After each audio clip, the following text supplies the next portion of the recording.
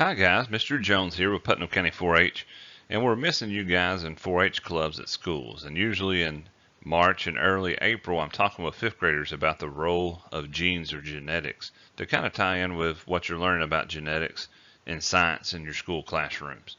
So today we're going to talk a little bit about the role of genes. Early genetics began with observations made by Austrian monk named Gregor Mendel. So he's kind of like Sir Isaac Newton, who was the first person to observe gravity. He was the first person to observe and study genetics. So after noticing his the flowers on his pea plants were either violet or purple or white, Mendel began to study segregation of heritable traits. So between 1856 and 1863, he cultivated and tested over at least 28,000 pea plants. So remember, at this time, over 150 years ago, nobody really knew about genes or even the structures or chromosomes that carry genes. So some traits that he began to observe was seed shape, whether it was round or wrinkled. Also the color of the pea that was produced by the plant, whether it was yellow or green. And then also flower color, whether it was violet or white. He also studied several other traits, but these are the main ones that helped him understand those traits. So thinking about human genetics, let's consider a single gene. We know that a gene carries information that determines your traits. And traits are characteristics that you inherit from your parents. Genes are located on chromosomes, and chromosomes come in pairs, and there are thousands of genes. So let's think about it. We know we inherit traits from our parents. What are some traits that you can inherit from your parents? So what about hair color? Also eye color. Could be your height or your frame size. Earlobes, whether they're attached or detached. Tongue rolling. Freckles.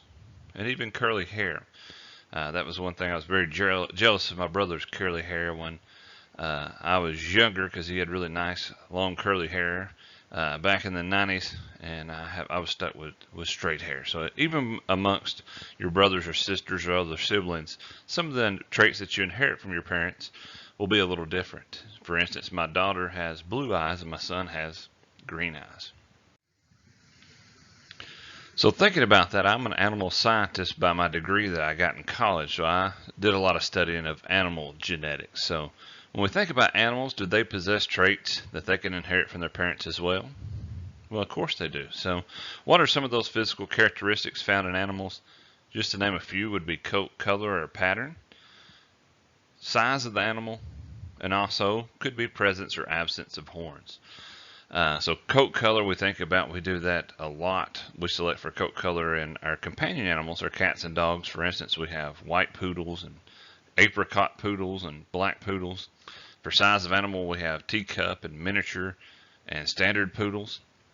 But also the same thing goes for beef cattle and different types of livestock animals as well. For instance, in the show cattle industry, our Simmentals and Limousines used to be a different color, but through selective genetics, a lot of those cattle breeds are black coat color as far as bringing them into the show ring nowadays. Same things for presence and absence of horns.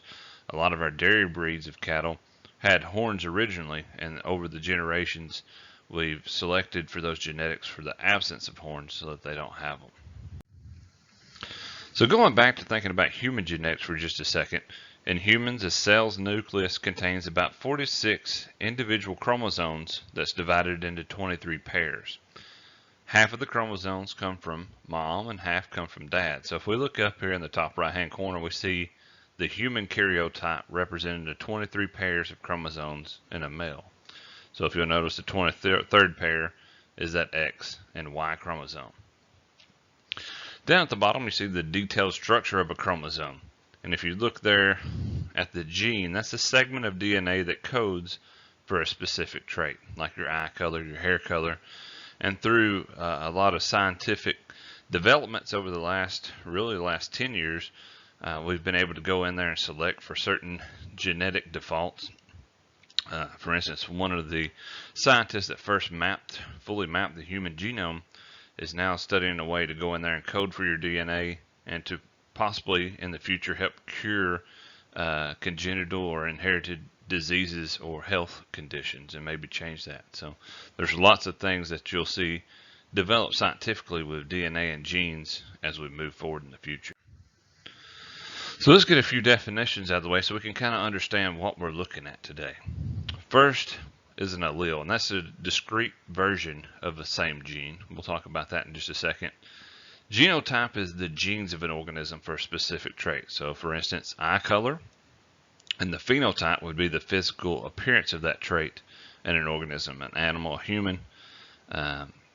So genotype may be the genes that code for you to have green eyes, and the phenotype or physical appearance would be that you have green eyes. We also have dominant and recessive traits. A dominant trait refers to a genetic feature that hides or covers up a recessive trait in the phenotype of an individual. The term recessive describes a trait that's covered up or dominated by that dominant trait, and it seems to disappear. However, it can show through because we have homozygous and heterozygous alleles. Homozygous means the two alleles are the same for a trait or pure. So in terms of a recessive trait, it would be able to show through if it was homozygous recessive. For instance, my wife has blue eyes and I have brown eyes, but our son has green eyes because that homozygous recessive trait was able to show through. If you go back and look into at my mother and her father, they both have green eyes. Heterozygous is when the two alleles are different for a trait, and that's called hybrid. And we use that a lot in the beef cattle industry to improve hybrid or hybrid vigor by crossbreeding some of our cattle, for instance, using Angus and Hereford cattle to cross them up to get F1 females. And we'll talk about that maybe a little bit here. So let's practice a little bit at how we figure out the genotype of an animal. A capital letter represents the dominant form of a gene or an allele, and a lowercase letter represents the recessive form of a gene or allele. So in our example below here, capital P equals dominant purple flower, lowercase p equals recessive white. So we see the flower on the left is violet or purple, so that would mean it would have to be homozygous dominant capital P, or it could be heterozygous dominant capital P and little p. Either way, it would show through as purple. But if we look on the right, the only way that that flower could be white is if it was homozygous recessive, or two lowercase p's. So we use something called the Punnett square. Is a standard way of working out what the possible offspring of two parents will be. And of course, offspring is the children of a mom and a dad. Whether it's human or animal. In this scenario today, we're going to talk specifically about animals because I have an animal science degree. It's a helpful tool to show allelic combinations and to predict offspring ratios. So to do that, we begin by constructing a grid of two perpendicular lines with 4 different squares you see there. For this example, let's consider a genotype of homozygous dominant capital B crossed with a homozygous recessive lowercase b. And I was always taught to put the father's genes or alleles at the top, the mother's on the side, but it really doesn't matter. And in this scenario, let's consider that at the top there we have homozygous dominant alleles for black coat color in a bull, for instance. And on the left side we have homozygous recessive alleles for red coat color in a cow or a heifer. So we basically take the father's alleles, we move them down. So we see we put those 4 large B's there. We move the mothers across. So if our homozygous or our dominant allele, that capital B stands for black, and the lowercase b stands for red coat color, what color will all 4 of these calves possibly be? And if you guess black, you're correct, because all of those have a dominant black allele. However, if we were to take one of those calves and cross them up with a homozygous recessive red heifer or bull, we would come out then at that point with possibly 2 black calves and 2 red calves. So now that we've learned the basics of genetics, let's walk through an example using our Punnett square. So we're going to use our example of have you any wool today? So you're going to be an animal geneticist, and an animal geneticist is somebody that works for a company like Select Sires or Accelerated Genetics, for instance, and they go and help farmers and ranchers determine the probable outcome of a breeding program for their beef cattle, their sheep, whatever it may be. Uh, so you're going to help a sheep rancher determine the probable outcome of his sheep breeding program. And around here in Tennessee, and especially around Putnam County, you may see somebody that has 5 or 10 or maybe up to 20 head of sheep. But out in the West, they may have several hundred or several thousand sheep. And what are we trying to produce from our sheep? Usually wool and also meat. And usually our farmers get more money for the white wool rather than black wool because white wool is more easily dyed. They also have put an increased production on meat production because they can get good money for that leg of lamb and those lamb chops as well. So we're going to use a Punnett square to determine the probability of the lamb's wool color based on the genes passed from its parents. So remember, a daddy sheep, I guess you would say, is called a ram. And in this scenario, he has white wool. And a mama sheep is called a ewe, and not a iwi, but a ewe, and she has black wool allele. So let's take a look at their Punnett square here. We see the ram has a heterozygous white dominant genotype with a capital W and lowercase b, so he does have a recessive black allele. And our ewe on the left-hand side has a homozygous recessive black genotype. So we move his alleles down. We move the ewe's alleles across, and we can see what the probability would be of their outcome of their breeding program here. So in this scenario, we would end up with half and half, or 50% probability that the lambs would be white, and 50% probability the lambs would be black. So if you would advise this farmer, if you were an animal geneticist, if he's all right with a little bit of black wool in his lamb crop, this ewe would probably be fine. But if he doesn't want any black lambs, he probably needs to move this ewe and possibly even the ram on, because he does have a recessive black allele. Because sometimes, remember, if we did breed him to another ewe that had the same alleles as him, we still would get some black wool as well. So you can see here, usually in this case, we're crossing up or having some black face cross lambs, as we call them, usually to increase meat production or meat quality, because we're not getting as much money for wool as we once were, but we do still get some good money for meat production as well. So do you think cattle producers use genetics to improve the quality of their beef cattle? One thing that farmers farm for, or the reason that they raise lambs or beef cattle or even crops, is because they want to make money for themselves and for their family as well. They're not doing it usually just for fun. Some of us, like myself, are hobby farmers that maybe do that just for fun and not for profit. But usually if a farmer is producing cattle or sheep or crops, they're wanting to make an income for their family so that they can live off of that. So farmers or beef cattle producers use something we call EPDs, or expected progeny differences. And an EPD is an estimate of genetic merit based upon performance and production records. Remember, environmental factors of each report are not recorded. And that's important to remember with genetics. We've seen genetics used to make clones before. Actually, the University of Tennessee was the first organization to clone a dairy cow back in 2000. We called her Millie for the millennium.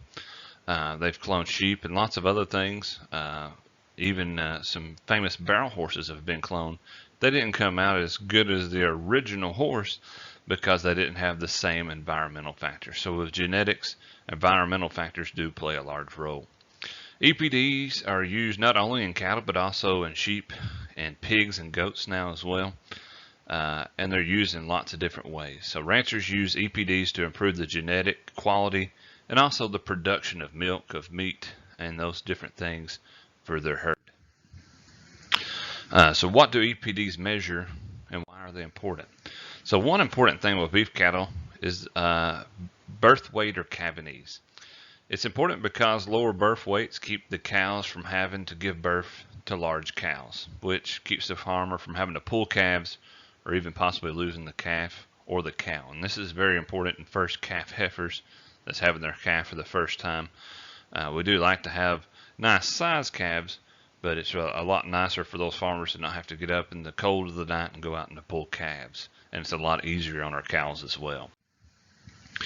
Weaning weight is another one that's pretty important, especially if you're producing beef. Calves are typically weaned at 205 days. So the more weight they have at this time, the more money a farmer or a rancher will get per pound when they are sold. So this means the mother cared for the baby in a very desirable fashion. Next is yearling weight, or yearling height, or yearling weight. The bigger the calf, the more money you get when you sell them. So that's pretty simple there. This also means that you had to put less feed into that calf over the past year to get the maximum output of product or beef. So a few key concepts to think about with that.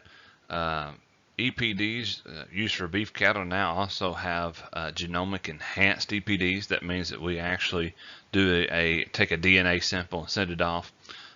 Being used in lots of different dairy or beef cattle and dairy cattle breeds, and also they can do things like sex DNA in dairy cattle to make sure when they AI their cattle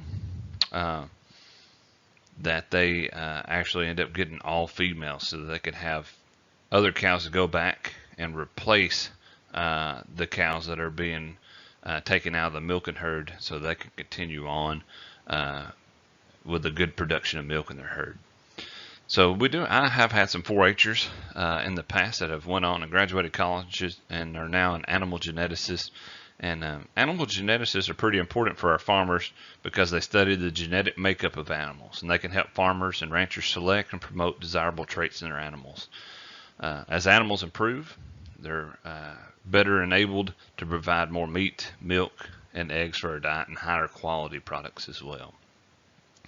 So remember, Punnett squares is a good tool used to predict the likelihood of animal inheriting a specific trait, like we looked at coat color today. And the work of an animal geneticist benefits both producers, farmers and ranchers, and also us, the consumers. So you can see this is one of the 5th grade standards that you guys study. So we usually do this in the classroom with you to kind of tie in a little bit to extend the lesson that you're doing on heredity and traits and things like that. So hopefully you enjoyed learning a little bit about DNA and a little bit about genetics and inheritance. Again, if you ever have any questions on that, you can feel free to contact our office.